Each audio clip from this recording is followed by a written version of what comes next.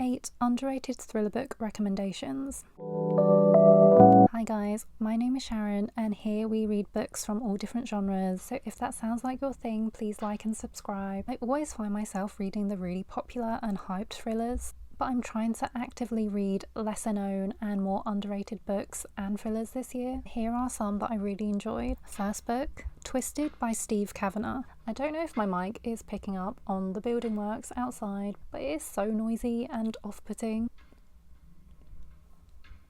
Steph Cavanagh is probably actually my favourite thriller author. I've only read 4 of his books, but he's the author of Kill for Me, Kill for You, which is really popular and rightly so because that was a 5-star perfect thriller for me. But let me put you on to his other book, Twisted, which is lesser known. This is a standalone psychological thriller. The premise of this story is that there's this best-selling thriller author called J.T. LeBeau, and basically no one knows his identity, no one knows who he is, and people actually believe that the unalivings he writes about in his stories are actually about the people he's unalived himself in real life. And I think that's all you should know about this book going in. It's one of those stories where the less you know the better, because you're going to be in for a wild ride. I love that Steph Cavanagh never just does one plot twist, he does multiple. Steph Cavanagh is like the king of plot twists. Initially, after finishing this, I gave this a 4-star, but it's just one of those books where I just kept thinking about it and I was like, actually no, that was so clever, there were so many good plot twists. Definitely is a 5-star for me. Also, all his plot twists and the way his stories unravel are just so impressive. Next book, Last One Out by Steph Nelson. In this story, you follow a teenager called Chloe who sneaks out one night with her 2 friends to go to these hot springs. And then unfortunately her 2 friends get unalived and Chloe gets taken. And then 25 years later she reappears, now in her 40s, and claiming she doesn't remember anything. Chloe's cousin Frankie, who's always been interested in this case, takes her in, but she's not convinced that Chloe's being truthful. This was a dual timelines thriller where you do follow Chloe after she gets kidnapped and you see what she gets subjected to. This was pretty dark and there was a plot twist that I completely didn't see coming. Then the next book. This one I have talked about in a previous video, my best books of 2025, A Good Mother by Michelle Dunne. This story is about a young girl who is found unalived in a river.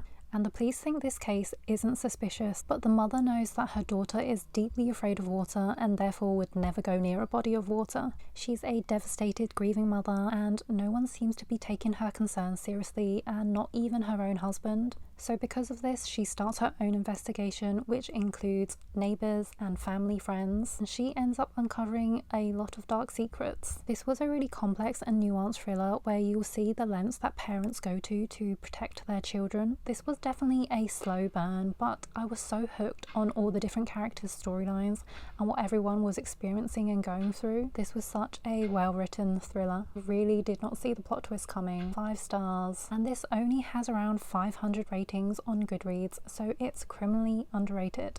And then another thriller by the same author, The Good Girl. Here we have the protagonist, Grace, who just seems like a relatively normal girl working her job in the cafe. But little does everyone know that she casually has a man tied up in her home who's slowly dying. She is quite broken and messed up because she has a really traumatizing past and childhood from the hands of her mother. She has a younger sister who also suffered, and her sister is dealing with substance addiction, whilst Grace is seemingly coping better. So Grace is really devoted to protecting her little sister. You also follow this detective called Jerry who knows Grace and her sister. He knows about everything they went through when they were younger and he checks in on them every now and again. But lately he's been busy because a string of men have been disappearing. Michelle Dunne's thrillers are always really nuanced.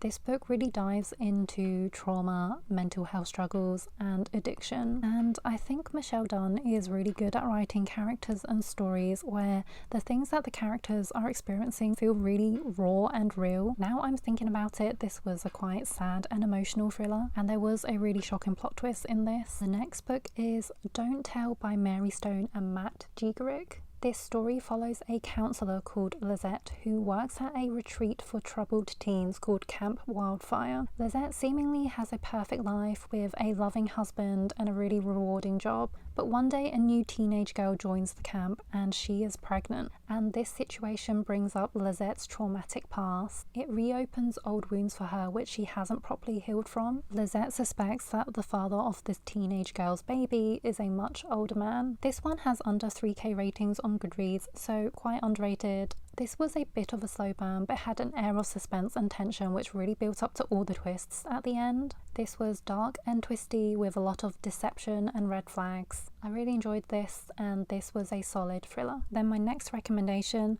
The Night She Vanished by Wendy Dranfield. This one follows the main character Nicole, who returns to her hometown after her younger sister goes missing.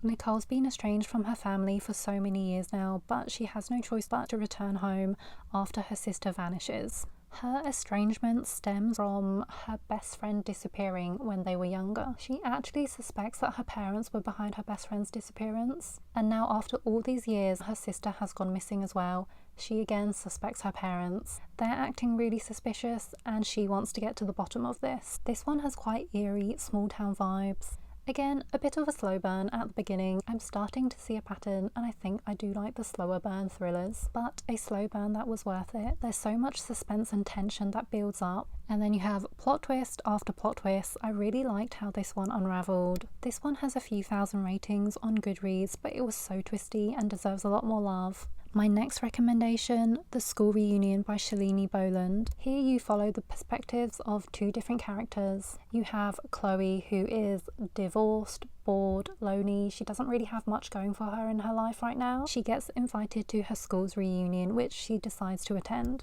But shortly after this, she starts receiving anonymous, threatening emails telling her not to come. You then follow the perspective of a single dad who's really struggling. He's having financial problems because he's being sued by a much wealthier man. And you're wondering how these two characters' timelines could possibly converge. At the school reunion, there's so much drama and chaos. This was quite the roller coaster. You start off relatively slow, but then it becomes really fast paced and there's plot twist after plot twist. This thriller has a bit of everything. There's drama, mystery, romance, an unreliable narrator. A lot happens and it becomes quite far-fetched, but I had a good time with this one. And then my final recommendation, Don't Tell Me How to Die by Marshall Karp. This one's a psychological domestic thriller which follows Maggie during her teenage years and also as an adult. Unfortunately, as a teenager, her mother gets a fatal blood disease, and her mum's biggest worry is that after she passes, the wrong kind of woman will come flocking to their dad. She wants the next missus to be a suitable partner for the dad, and she also wants a good maternal figure for Maggie and her sister. So naturally, Maggie feels like her and her sister need to vet the future partner that her dad will date. And in the present day timeline, Maggie is an adult with her own family and her life starts mirroring her mother's.